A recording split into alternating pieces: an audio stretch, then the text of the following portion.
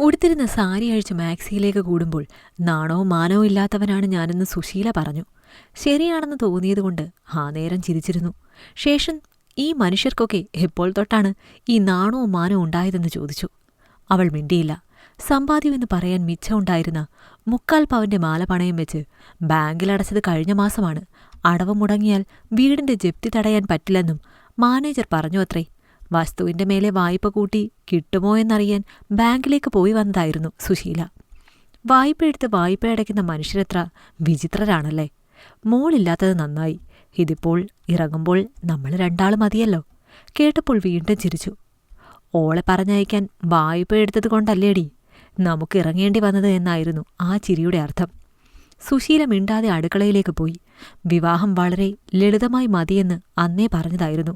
അപ്പോഴും അവൾക്ക് പറയാനുണ്ടായിരുന്നത് അതേ 2 കാര്യങ്ങളായിരുന്നു: നാണവും മാനവും. യഥാർത്ഥത്തിൽ ഒരു മനുഷ്യന് എന്തിനാണ് നാണം വരേണ്ടത്? തന്റെ വികാരപ്രകടനങ്ങളിലോ അതോ തന്റെ പ്രഹസന കാഴ്ചപ്പാടുകളിലോ? ഇത്രയും വിസ്തൃതിയിൽ മായക്കാഴ്ച പോലെ മേലെയുള്ളപ്പോൾ എന്തിനായിരിക്കും ഇടിഞ്ഞു വീഴുമോ എന്ന ഭയത്തിൽ മനുഷ്യന് വേറെ ഒരു മാനം? കരം പിടിച്ച് കേമത്തരം കാട്ടാൻ അനുവദിക്കുന്ന ലോകവ്യവസ്ഥിതികളിൽ നിന്ന് മാത്രമേ ഈ 2 കാര്യങ്ങൾക്കും മുള പൊട്ടാൻ സാധിക്കുകയുള്ളൂ. അതിലും അപ്പുറമായി എന്തെങ്കിലും തലം ഇതിനുണ്ടെങ്കിൽ അത് നമ്മുടെ ജീവനിലാണ്. അതൊരിക്കലും നഗ്നതയുടേതോ ആഡംബരത്തിൻ്റെയോ പിന്നാമ്പുറങ്ങളിലായിരിക്കില്ല. യാചനകളുടെ മുന്നിലുമായിരിക്കില്ല. നാണവും മാനവും തീർച്ചയായിട്ടും മനുഷ്യരുടെ കോളനിവൽക്കരണത്തിന്റെ മിഥ്യയായ ഉൽപ്പന്നങ്ങൾ മാത്രമാണ്. അത് കഴിക്കുന്നവർക്ക് എല്ലാ കാലത്തും ഭൂമി ഒരു പന്തയ മണ്ണായിരിക്കും. നിങ്ങൾ ഈയിടെയൊന്നും ജനിക്കേണ്ട ആളല്ല. തുണിയില്ലാതെ വല്ല കാട്ടിലേക്കോ മറ്റോ പൊയ്ക്കൂടെ? അടുക്കളയിൽ നിന്ന് എന്തോ കാര്യത്തിനായി ഹാളിലൂടെ പോയപ്പോൾ സുശീല പറഞ്ഞതാണ്.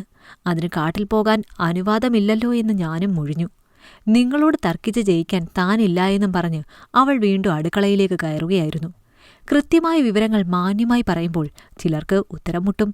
ആ മുട്ടലിൽ കൊഞ്ഞനം കുത്തുന്നതായി പകരം ചില മനുഷ്യർ ഉപയോഗിക്കുന്ന വാചകമാണിത്: തർക്കിക്കാൻ നമ്മളില്ലേ എന്ന്. മോൾക്ക് അവളുടെ ഇഷ്ടത്തിനനുസരിച്ചുള്ള വിദ്യാഭ്യാസത്തിലേക്ക് എത്താനുള്ള സാഹചര്യം കൊടുത്തിട്ടുണ്ട്. ജോലിയുമായി അവൾ തന്നെയാണ് തന്റെ ഇണയെയും കണ്ടുപിടിച്ചത്.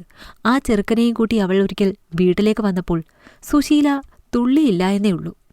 ഞങ്ങൾ ഒരുമിച്ച് ജീവിക്കാൻ തീരുമാനിച്ചുവെന്ന് അന്ന് രാത്രിയിൽ മകൾ പറഞ്ഞു. ഞാൻ സമ്മതിച്ചു. അച്ഛനും മോളും ഒരേ ജനുസാണെന്നും പറഞ്ഞ് സുശീല പിണങ്ങി നിന്നു. മകളുടെ സന്തോഷത്തിന്റെ മുന്നിൽ വൈകാതെ അവൾക്കും സമ്മതിക്കാതെ തരമില്ലായിരുന്നു. പക്ഷേ വിവാഹം വേണം, അതും കേമമായി തന്നെ വേണം. തനിക്കോ ആഗ്രഹം പോലെ ഒരു വിവാഹം ഉണ്ടായിരുന്നില്ല എന്നായിരുന്നു അവൾക്ക് പറയാനുണ്ടായിരുന്ന കാരണം. ഞാൻ മകളോട് കണ്ണുകളിറുക്കി. അമ്മയെ മുഷിപ്പിക്കേണ്ട എന്ന് കരുതി അവളും സമ്മതിച്ചു. നാളുകൾക്കുള്ളിൽ ചെറുക്കന്റെ വീട്ടിൽ നിന്ന് ആൾക്കാർ വന്നു. മകന്റെ സന്തോഷങ്ങൾക്കെന്നും ഞങ്ങൾ എതിര് നിൽക്കില്ല എന്ന് പറഞ്ഞ അവരെ എനിക്കും ഇഷ്ടമായി. അവർ ഒന്നും ആവശ്യപ്പെട്ടില്ല. വീട്ടിലേക്കൊരു മകൾ വരുന്നുവെന്നേ കരുതുന്നുള്ളൂ എന്ന് പറഞ്ഞ് ചിരിച്ചു. കൂടെ ഞങ്ങളും. എന്നാൽ സുശീല അങ്ങനെയായിരുന്നില്ല. ചെറുക്കന്റെ വീട്ടുകാർ അങ്ങനെ പറഞ്ഞാലും നമ്മൾ കൊടുക്കേണ്ടത് കൊടുക്കണ്ടേ എന്ന് അവൾ ശബ്ദിച്ചു. അതിനായി വായ്പ എടുക്കാമെന്നും സ്വർണമായും വാഹനമായും കൊടുക്കാമെന്നും അങ്ങനെയാണ് അവൾ തീരുമാനിക്കുന്നത്. കുഞ്ഞുങ്ങളുടെ സ്വഭാവമാണ് സുശീലയ്ക്ക്. ചില കാര്യങ്ങൾ തീരുമാനിച്ചാൽ അത് ചെയ്തേ പറ്റൂ. അതിൽ അവൾക്കൊരു സന്തോഷം കിട്ടുന്നുണ്ടെങ്കിൽ ആയിക്കോട്ടെ എന്ന് ഞാനും എല്ലാത്തിനും വഴങ്ങുകയായിരുന്നു. വിവാഹം കഴിഞ്ഞ് മകൾ പോയി. വൈകാതെ ചെറുക്കന്റെ കൂടെ രാജ്യം വിട്ടേ പോയി. തോന്നുമ്പോഴെല്ലാം അവൾ വിളിക്കും. ഞങ്ങളോട് വളരെ സ്നേഹത്തോടെ സംസാരിക്കുകയും ചെയ്യും. ഇന്നാള് വീഡിയോ കോൾ ചെയ്തപ്പോൾ അമ്മയുടെ കഴുത്തിലെ മാല എവിടെയെന്ന് അവൾ ചോദിച്ചായിരുന്നു. ഊരി വെച്ചതാണ് മോളെയെന്ന് പറഞ്ഞ് സുശീല മിടുക്ക് കാട്ടി. ഞാൻ തിരുത്താനും പോയില്ല. അടവുകൾ മുടങ്ങിക്കൊണ്ട് മാസങ്ങൾ 3 കഴിഞ്ഞപ്പോൾ ബാങ്കിൽ നിന്നും വീണ്ടും നോട്ടീസ് വന്നു. സുശീലയ്ക്ക് ഇരിക്കപ്പുറത്തിയില്ലാതെയായി. ഇന്ന നാളിനുള്ളിൽ പണം ഇത്ര അടച്ചില്ലെങ്കിൽ ജപ്തിയിലേക്ക് പോകുമെന്ന മുന്നറിയിപ്പുണ്ടായിട്ടും ഞങ്ങൾക്കൊന്നും ചെയ്യാൻ പറ്റിയില്ല. നിങ്ങളിങ്ങനെ കൂസലില്ലാതെ ഇരുന്നോ മനുഷ്യായെന്നും പറഞ്ഞു ഒടുവിൽ അവൾ എന്റെ മെക്കിട്ട് തന്നെ കയറി. നമുക്കൊരു വാടക വീട്ടിലേക്ക് മാറാമെന്ന് പറഞ്ഞിട്ടും അവൾക്ക് സമാധാനമായില്ല. വീട് നഷ്ടപ്പെട്ടാൽ ഇടിഞ്ഞു വീഴുന്ന മാനവും ദരിദ്രരായി ഇറങ്ങിപ്പോകുന്നതിന്റെ നാണവും സുശീലയെ ആക്രമിക്കുകയാണ്. സാരല്ലടി, എന്റെ കാലം വരെ നിന്നെ ഞാൻ നോക്കിക്കൊള്ളും, ഞാൻ പറഞ്ഞു. അത് കഴിഞ്ഞാൽ? അവൾ ചോദിച്ചു. അത് കഴിഞ്ഞാൽ ജീവിച്ചിരിക്കുന്നവരുടെ ഇടയിൽ എനിക്കെന്ത് കാര്യം എന്നും പറഞ്ഞ് ചിരിച്ചുകൊണ്ട് ആ രാത്രിയിലെ വിളക്ക് ഞാൻ അണച്ചു. നിങ്ങൾക്ക് എങ്ങനെയാണ് മനുഷ്യ ഇപ്പോഴും സന്തോഷത്തോടെ ഇരിക്കാൻ കഴിയുന്നതെന്ന് സുശീല ആരാഞ്ഞു. സങ്കടപ്പെടാൻ മാത്രം ഇവിടെ യാതൊന്നും ഉണ്ടായിട്ടില്ലെന്ന് പറഞ്ഞ് ഞാൻ അവളിലേക്ക് തിരിഞ്ഞു. നിങ്ങൾക്ക് എന്നോട് ദേഷ്യമുണ്ടോ? ആ നേരം മാറിലേക്ക് ചേർന്നുകൊണ്ട് സുശീല ചോദിച്ചതാണ്. എന്തിനെന്ന് മുഴിഞ്ഞ് ഞാൻ അവളെ തലോടി. നിങ്ങളെ വിയർപ്പല്ലേ ഈ വീടെന്ന് പറയുമ്പോൾ? അവൾ വിതുമ്പുന്നുണ്ടായിരുന്നു.